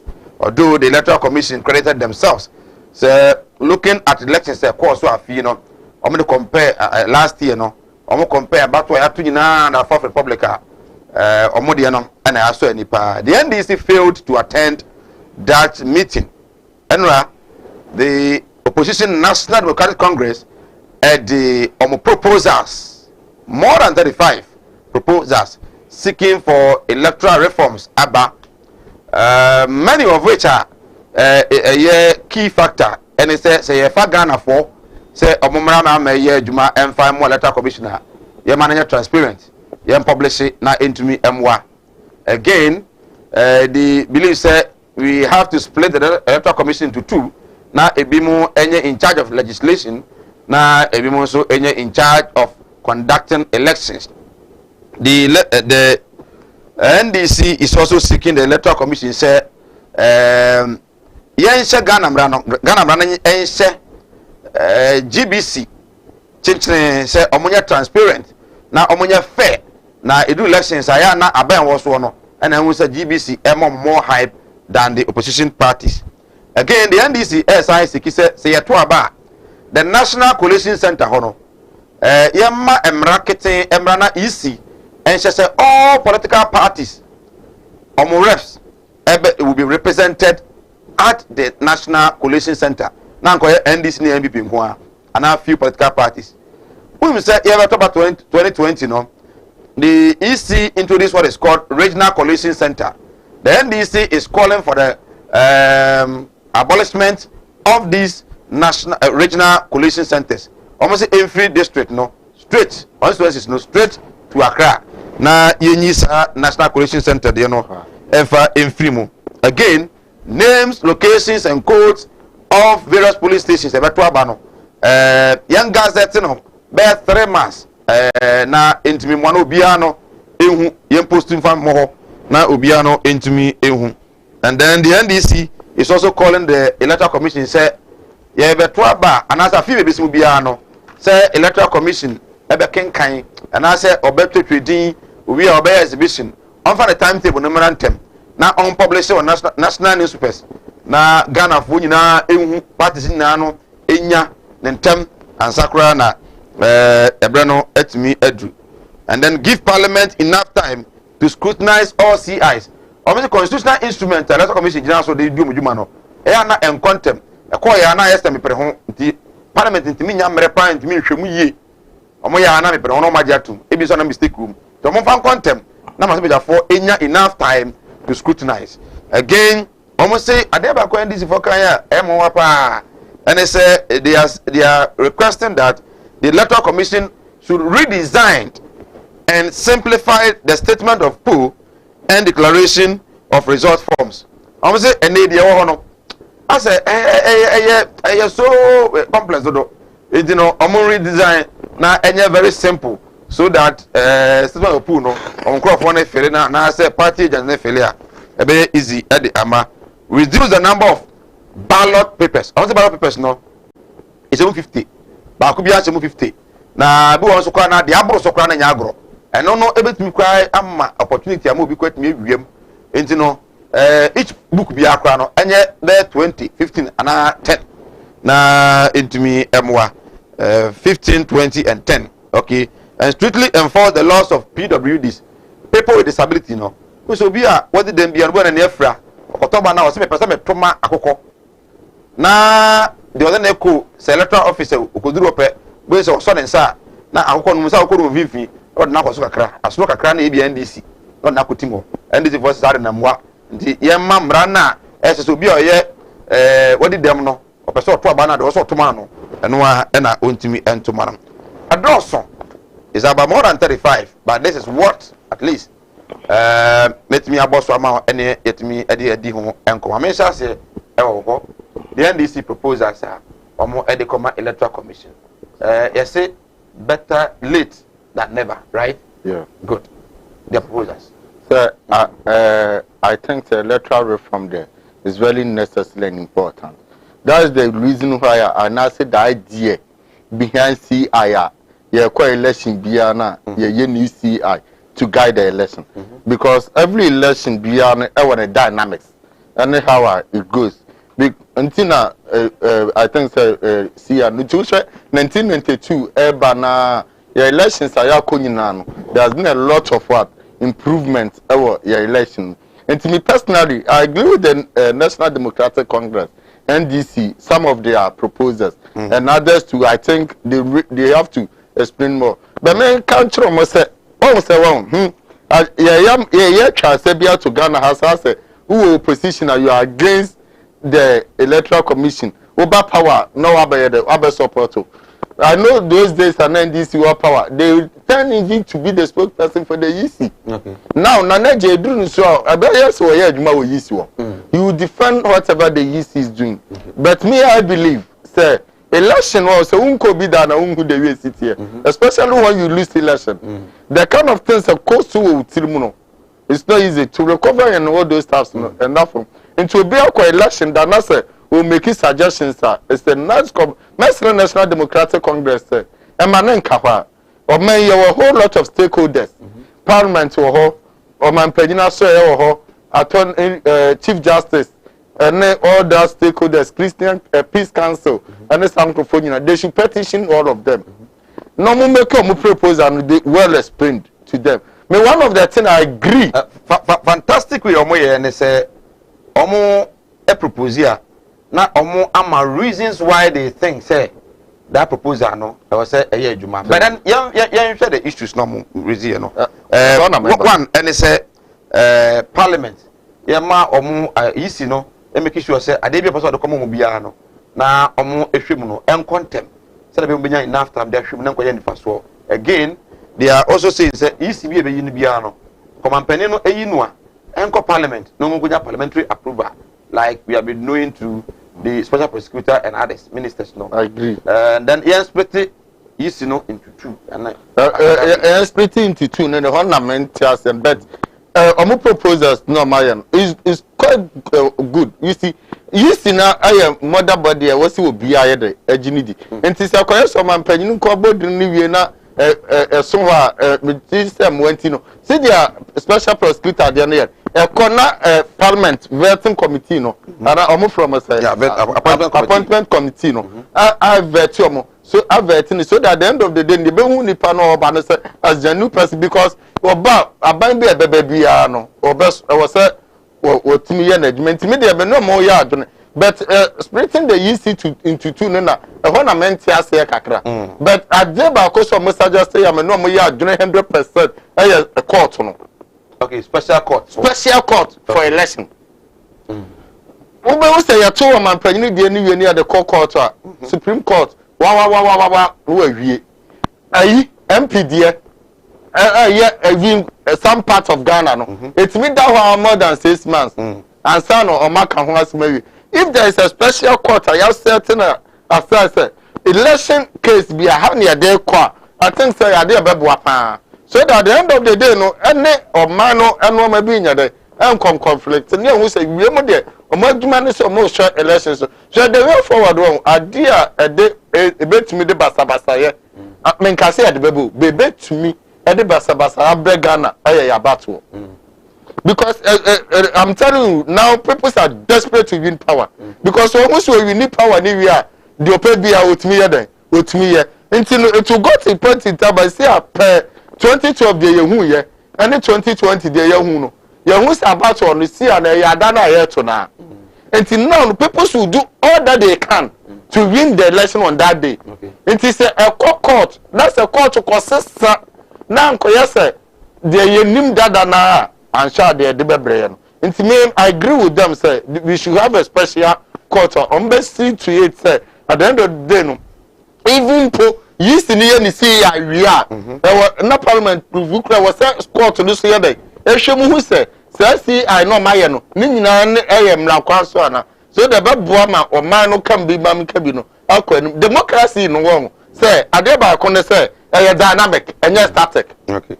The moment abeye democracy a static approach no who cause more harm. Okay. But Debian make a room say we bet me a lot of what changes so that neno we mistake we are china no one such mistake be na ma democracy na yede akonanim intime such you know moya me dem appeal that be so mo say as so for mo this statement na ba bont no e mo ma na nka wa omo da come electoral commission enya electoral commission ko they should petition or other stakeholders to set the path mortgage akwa yeah emla na yakutia political vigilantism ya nkase ya dey akoma man panyin nko enti no ye to ye koda ye petition other stakeholders so that at the end of the day no we call no mun din koma we be ka say yes enya bi we be ka say yes enya bi because ye beto ba ye nim enkrofo bebre pre major role and stand about on nabaso intimate I'm pleading to the National Democratic Congress say emo man so they should move ahead and petition Omoka time no so the electoral commission has proposed 7 to 3 p.m. and this is it there be maintaining 7 to 5 p.m. now. Sure, time issue no. It depends. Me who ne say wrong. Your polling station no. Ejuma wo ho. A polling station na etimi contain I think the last one now 500. I stand to be collected. I don't know. And now 1,000 or 500. It depends. Yeah, but I think the largest polling station. Me who say the largest polling station should be 250. Okay. 250. Okay. So 250 now. A bema counting no. And this sound of my attention. The moment I did attention by election. Me ma call election, so I know those things. I did attention by the time yes sorted things no. Because yes sorted me who say me nyane the other doors to pay. A whole commotion ne because of person ye bibia na was saying no mawo enti 250 there ye hwiegu a obi a ni twia mu bi ye sisi a ye be kan we be ko ye 1,000 ne sa no ma na de ko adwumra enti be de me stress ye be speed your process no ye polling station no you should reduce the pressure number na wo no create form of employment e be time bie kwa ma afoforo so anya adwuma so we say good evening Mr. Host.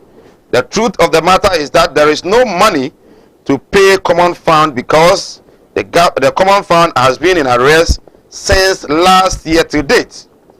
If they appoint and take office, the common fund should be disbursed. Okay, Mr. Sander, but the information I know is that since the one more it is the common fund not a bar, never turn in somewhere.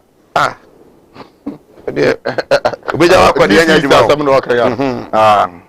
want to tell the NDC that if they keep marketing John Dramani Mahama as a presidential candidate come 2024 general elections, they will remain in the position forever because Ghanaians should have tasted Mahama government before had nothing from his regime. From Omahene Nana Kofi Amankwa, Executive Director for the Patriotic Party Youth Organization, NAPU, and Acting President of Sons and Daughters Association of Ghana, SADA, Accra, Ghana.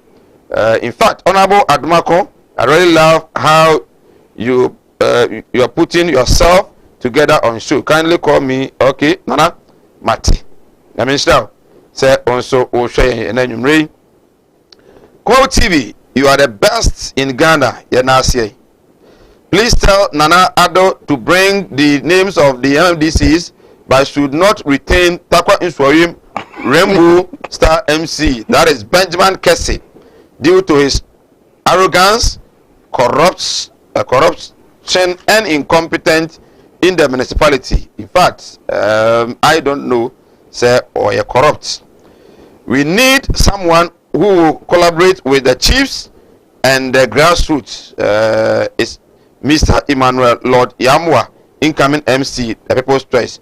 From Kwame Takwa. Kwame, because you have a support or you support somebody, you are also trying to, well, yeah, I'm saying. There will be a constitution. Why, Sir Mike, why do NPP communicators defend and keep on defending health minister and finance minister for doing this. NPP should give us a break, for we can also think for ourselves.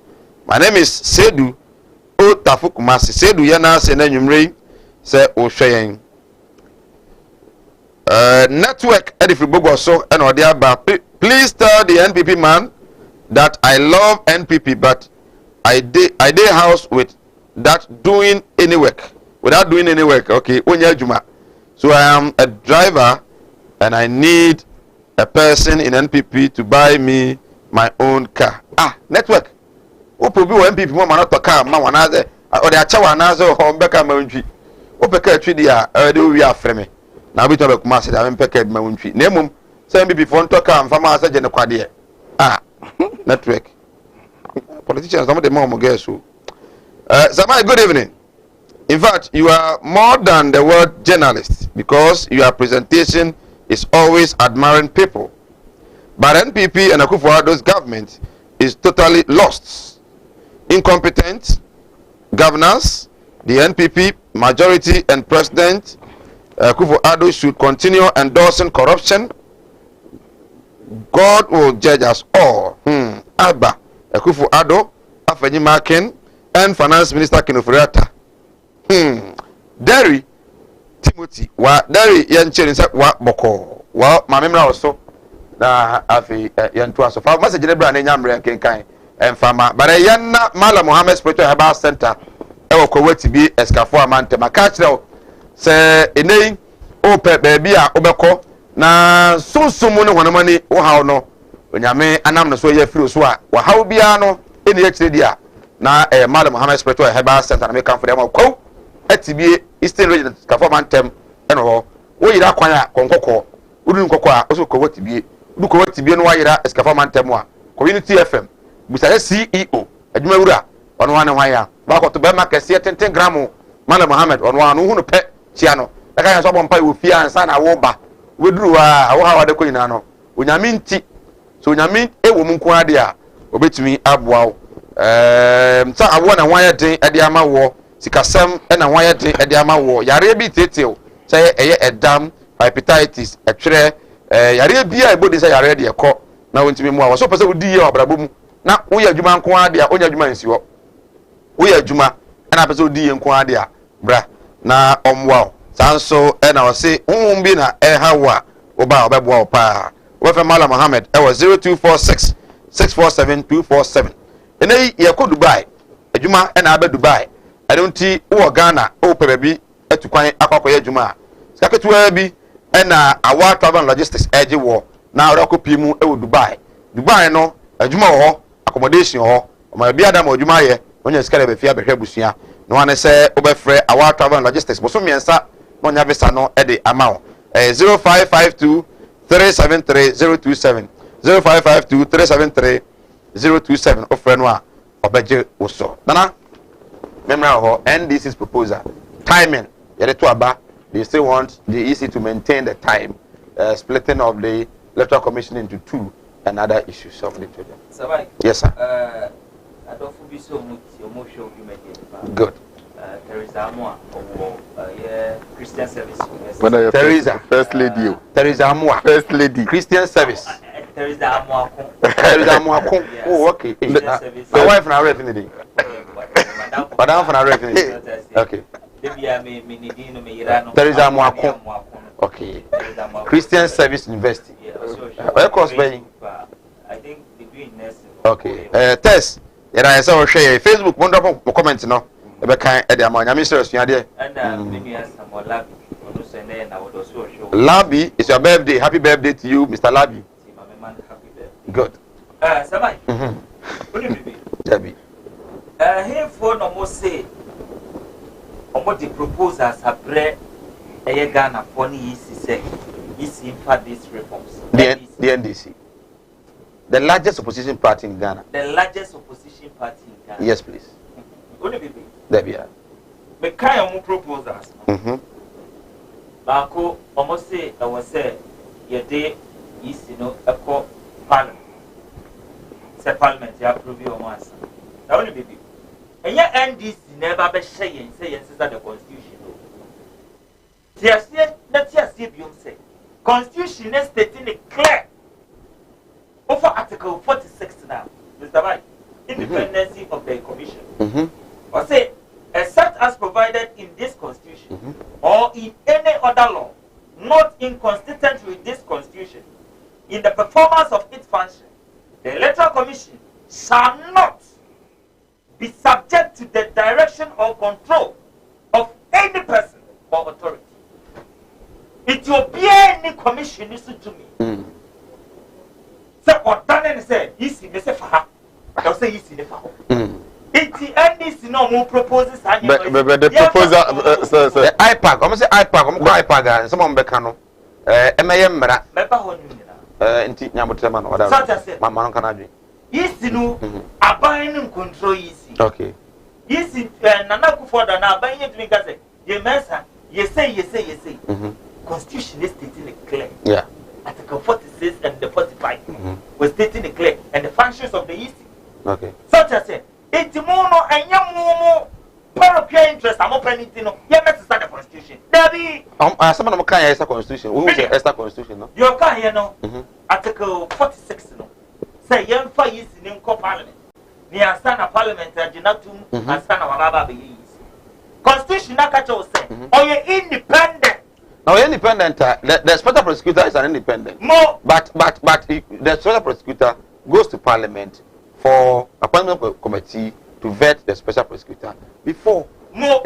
What is wrong with that? Special prosecutor. Good. Any is different altogether. Why so? What I say. Ministers, someone you know, echo a Metegana has said, me who or baby anta. I stand to be corrected. Sir. Ya po obedience wo koye deputy minister koye minister na assistant of parliament da e bi sita so to say it the NDC kan enye kuku na ebe ka che that the sense no mutumo mo teso na date na manye adate na sa proposals when nyina no man famba no ma sama mo kan nyina no omo 35 one proposals no mo de ba ni nyina ne say yi si ne be transparent onye bias accountability. Yeah, political parties are not created for lamentations. More country microphone, you are wasting your time. Where are they by so fast? What is saying? And then, everything you know because of these 2020 elections. So, a man is transparent, fair, and accountability. Mode must sit down. Now, fair mode must sit down. What fair iPad? Say iPad, mumra. Now, political parties need now.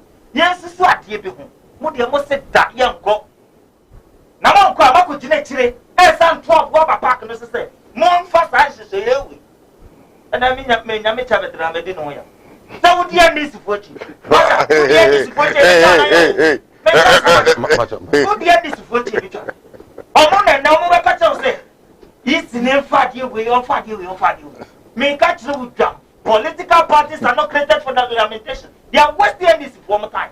But NDC is a stakeholder, and of course a major stakeholder in elections in Ghana. Your proposal as a time, no. Today now, you see, person the banner M1. Proposal as a recruitment. Meaning, there, if you are aware of how EC workers are in 2020 elections, no, they recruit you more. NDC want to say, if you are na enye open, whenever on na party maybe. And I saw my baby easy Juma. Why don't you critically look at those issues? Sabai. Mayem behavior say and this is nothing else. Mayem behavior that you know you didn't think about that. NDC and that's not and then this never can recruitment once. Yenim the CEO 2012 2016 yenim the CEO easy office. It's any NDC and never catch us there and then you for recruitment all because of some opposition. It's the emphasize we imra. If you obietum apply. Maybe a party me go apply. You say you bet me free. So to say it may go apply. But also a neutral person put me come. The course one na say 2020 elections. Yenya NDC for no me polling agent. It Intenya this in a catcher will say, Yen shed the way to fire the recruiting for. Say the year recruiting for. Almost for the policy alternative member. The view and the easy catcher said, make the time no papa say, a first saying 3 to a friend near home. What's that? 73. Yes, the other they won't pay. So just say, yes, the other won't pay. But all the other phone the engine to. No, so 5 no year, the one that. Yes. And I almost say, baby, or time name 25 now, a and say, oh dear, he's in a proposal idea. Say, can you what's it to be? The Dadiano, young fine, and the Dadian and your mother, and 1 year day. They're near to you. You lose the 2024 elections, and people remember for and that. Oh, they say you see the MPP. It's among yes, yes, say. In your mind, you see, Eddie go a crumb in our yes, in our one about to say, Wama Ghana elections, I have and no one is in the end. Okay, so Nana J number 2. The East Diba Agina and this Diba Agina no. More than 35, almost 38. Diana who say, in fact, say East no air jatum ama Yadia Juma bit me abwa. They call for the abolishment, say abolishing all regional collection centers. Now you amend it at CI 127 on that, yes. From Cran to Cran. Focus report from the Babatuya. All of this proposal. Yes. Then your focus report. Let me many apprentices. And this is not concerned with Rafa using no more. Now, no problem. And I trading. There's some Namoka. And I for trading the Baby re-election. You see, Baby trading the re-election. If you can't will come has a ye bam, I'm not there with Anderson. You better found the free. And then no more. Then no more woman can't tell you. Joseph Yamin. Now, former youth, deputy youth and sports minister. As a man of Kanye. Or say, ye bam, mamma, the deputy, no one, or be what used to be in the free. The Central Regional Youth Organizer for the NDC. The same statement. You young Crawford, Akasan somewhere, Samida Finning of Crawford, or Tukuman of Crawford. And Namumaki Kasan somewhere. Namumako Junate say, when you day by the easy, yes, so say Jitu. Yes, in the kind article 46 natural will say, or you're independent, or being will be to me control. Your pen or your chroma. It's a more young one this you. Now, can you probably chroma, why, in the yes, no crying, emphasize women. And can you political party like NDC? Oh, no crown upon 2020 elections, but how much you college on biggest? Oh, yes. Oh, figures by no man, catch them. I'm going to do internet cafe, Kotomo, national headquarters. Some collective figures. And not the likes of Joe and not in the profile. That's not them, my calculating figures. The figures ever be to them. I'm going to see you really DJ Boy and young. Our national headquarters. What about the saying for this 35 proposal? Right. Yeah. Somebody, Article 45 and 46 is stating a clear. A bino and say is so. Now, our proposal is not here. Me name the almost just say. I'm still confused. Yes, like seriously. Next of all, I'm confused. Is it because NDC in the car? Wow. Because of say. Okay. That's it. Good evening, boss. I'm watching Kumawood TV live in Abutansuana in the Amansia Abutunso. Okay, I believe I'm right. Abutunso in the Amansia Central. If electoral reforms are to be made, they should come out and apologize to the EC. But Amansia Central is tired of the DCE. If in case he's reappointed, kiosk, route will be made. Route will be the order of the day from Abebrese Gabriel Abutunso. Okay, thank you, Safe. Okay, Abebrese, Yanasi, but. You talk to your assembly members and the other appointment, government appointees to vote against such person. Hello, Samai, good evening.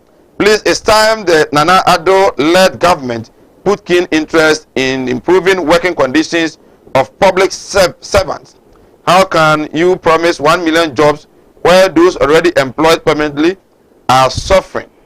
He should improve the public service before he add other unemployed personnel. I also wish my brother, Evangelist Richard Pra, a special birthday. Oh wow, Emmanuel Buamakote, and Adiaba. Oh wow, me penny, Evangelist Richard Pra, former PC, NDC, in Shares constituency. Jewelry man, happy birthday.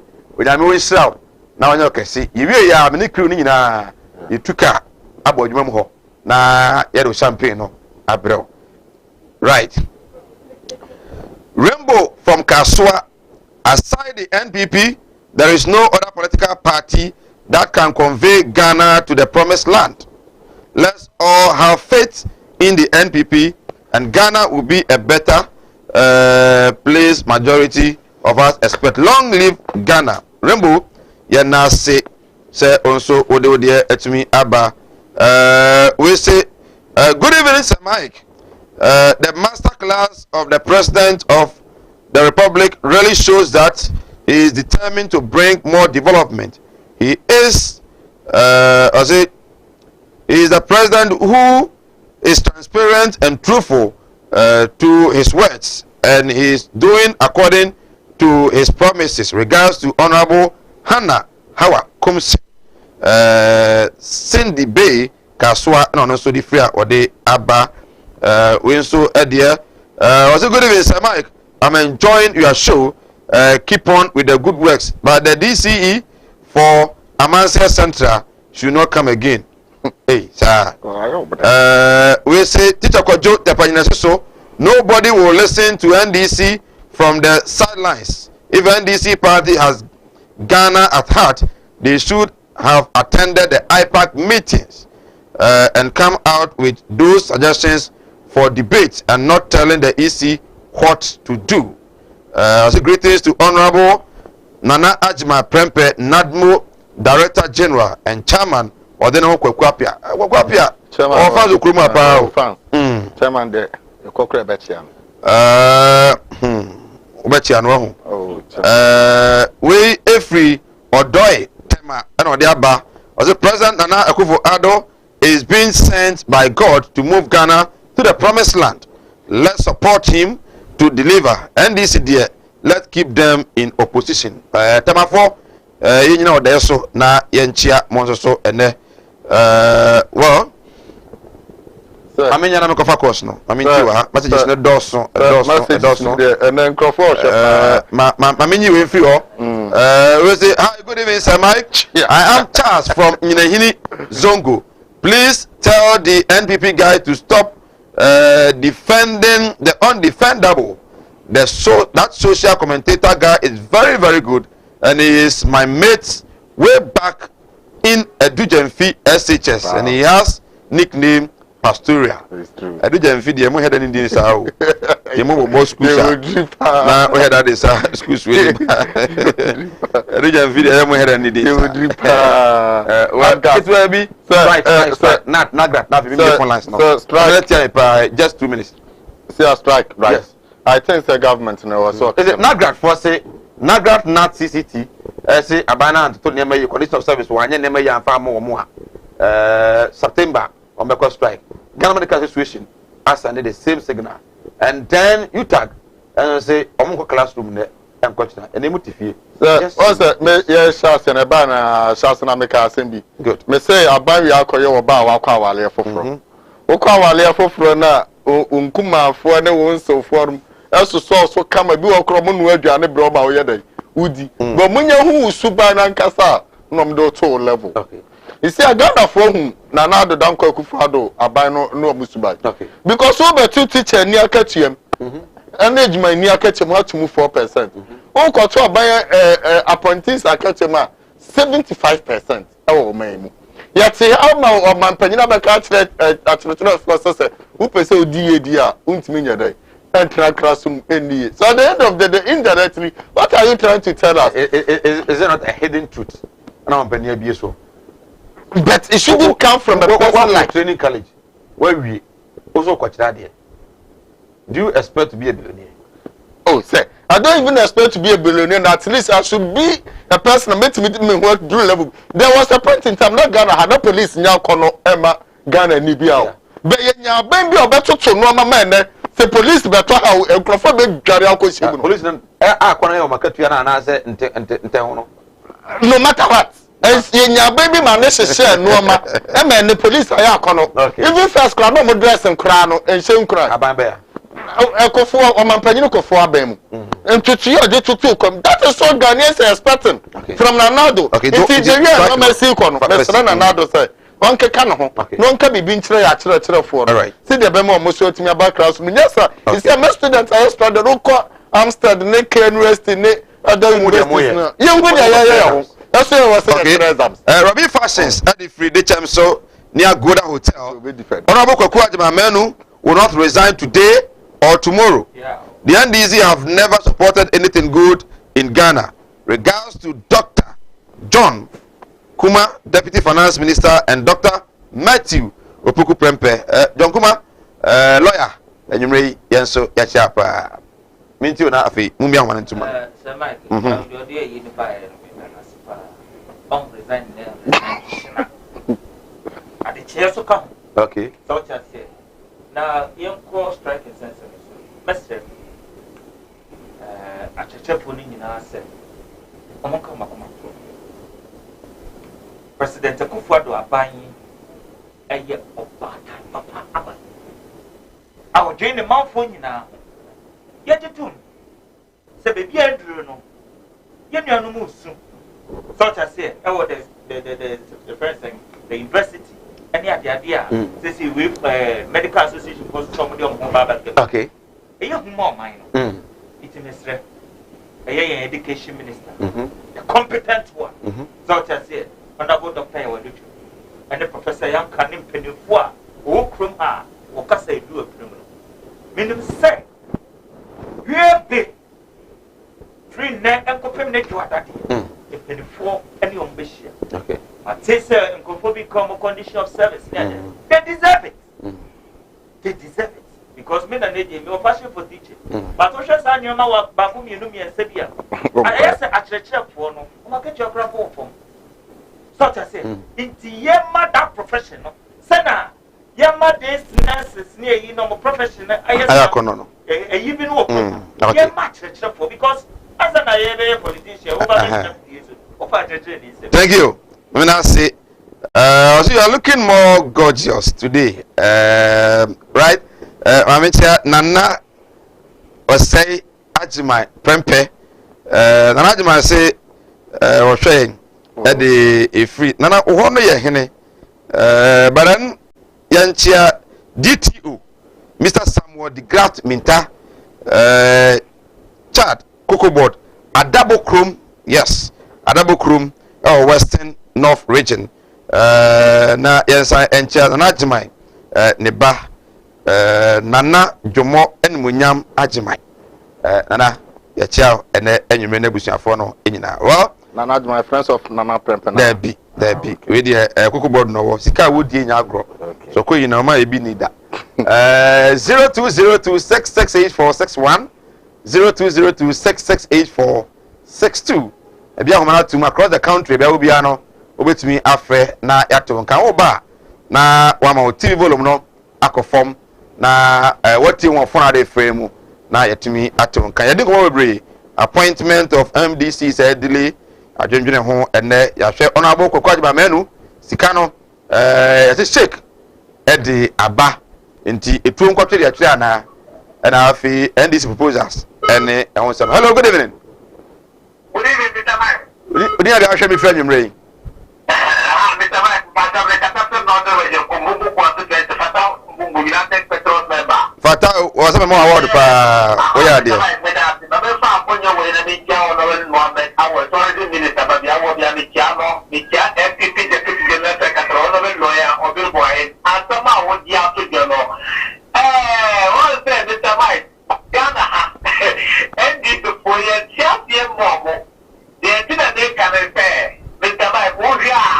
Electoral Commission, my vision, Almost I, my for men that are ye, Amagana for.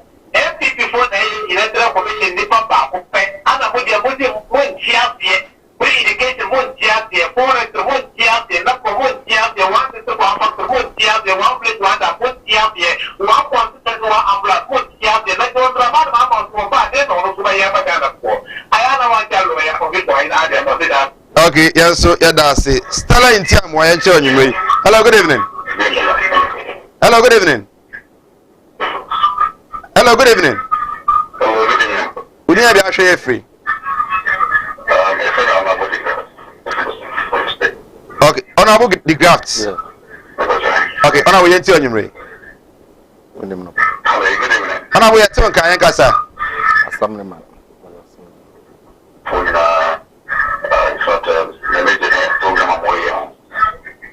Yes.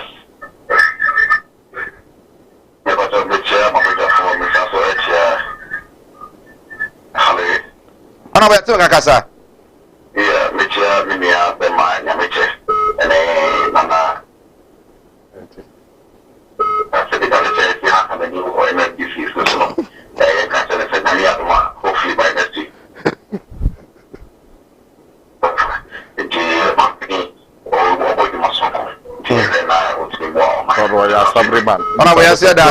This week, next week, this week. Hello, good evening. Hello, good evening. Hello. What would you now so? Am I judging me? Oh. Hello, good evening. Good evening. Good evening, I'm free. Nyami gusu shrai. Nyami adom ya hoye pa yenti. Bacha wo mu dada.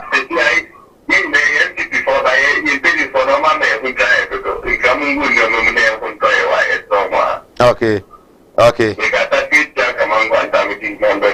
Okay, ima ya nasi enyumrei. Hello, good evening. Nyami gusu shrai. Okay.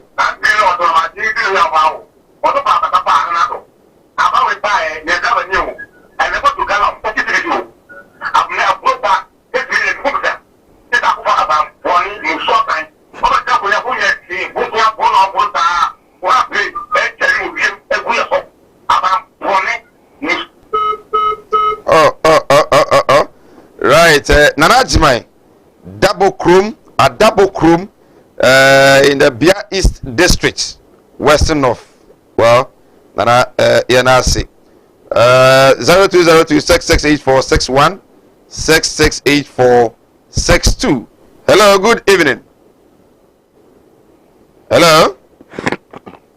Okay, Mr. Wanti Yanka Yanchia Ben AS Secretary. You're also NPP secretary. Yeah, NPP secretary. You're also 7. And Chow and Enyumre. Yamrano Aso. Yanshe. Na Yentimi and wrap up. If ya. Yamrano Aso. Well. Nana? Samai. Yamrano Aso. Yeah, The Mebuno NPP Mebuno. When baby. A buying the budget, not the buyer. Or see youth bank. And no need in a such as say. Yet the Bebois in Mebunua, or more the business idea. Some will be on Mojuma, or may the CEOs no. Yet they say you bank way ever. Nasasika Crabiano, a back share venture capital transfer. That's it. It is only a Bebunu, not our idea, so we establish a new business. Messer MPP Mebunu paying in a home. Now you pay business proposals, no? I need a business plan, and won't crap us. Now you found coach in penny for. Nasika, you see a debate so in Mebunu National, it's in the dinner crack and I was a okay. Youth bank, such as but I could say, maybe we said, maybe come once. You want penny $17 million. And I don't promote a year again for Amusumudiga. Moso, assembly back home, I am. The development bank near the about ye chat 20% of Sabang, near just so a year, Yamano, or okay. 20% therefore, Maho, no, Yatuni focused women intervention. Because you say you know, come with the buy, you know, a Maya Mamino, why they Mumdigano,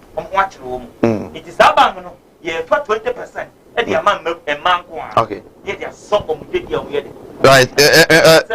Nana see. Ma Paul Briando, Yanchiano. Then can say a check. Paul check. Paul Epe, Deputy Secretary, Ashanti Region. Do so na Makano. A check. Sir.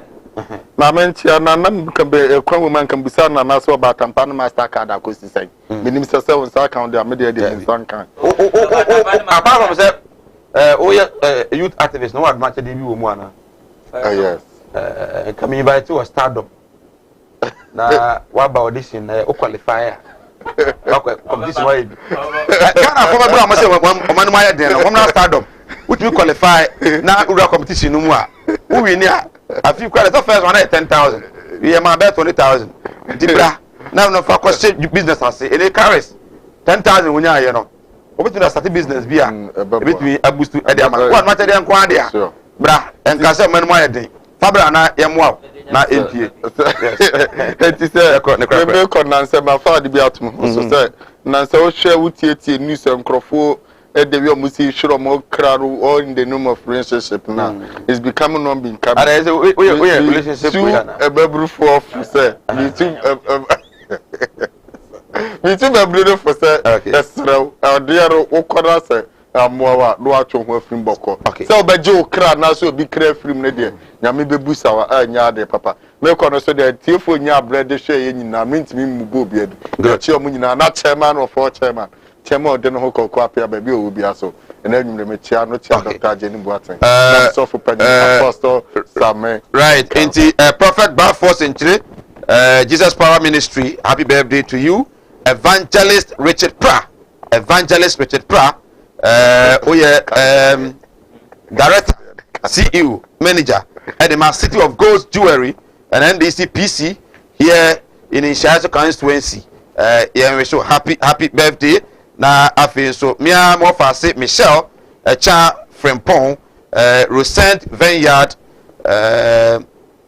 school also yama happy birthday. Nana Jimai Adabo Chrome Chet Cocoa Nana Yamish spirit recovery nyame enka ho na anwade no emrantem bare notwithstanding menya Nancy nkwa no so yare a na bia yare meeting that is Mike Mote Pafmok president Ebeneza nyame che enka sanso and a regional communication team member for the NPP Nana AJ and so Mote enka me producer Bernard there the producer Samuel Kabranda ko production manager Ochi Nozo afi MCR VTR Loretta and afi Augustina me camera man I will actually unlimited cameraman Kobe Frank aka Kawachi was it if you say okoni mu na Kawachi on say adoma ko free he sama ko free he if you just want me na makamachi ye ya na makamachi unya sika no aka wa no ono omo no biadi say de be ya dachi bia so no omo so na bia omo biadi na bia na you ya politician so a na Kawachi to me de ma no so we politician na ya ka bia wo free ba na etimi to ne ma eye me din ere say Mike nyame ya dom no de che ya Ochina Ibisia Yakra. The winner is Carrie.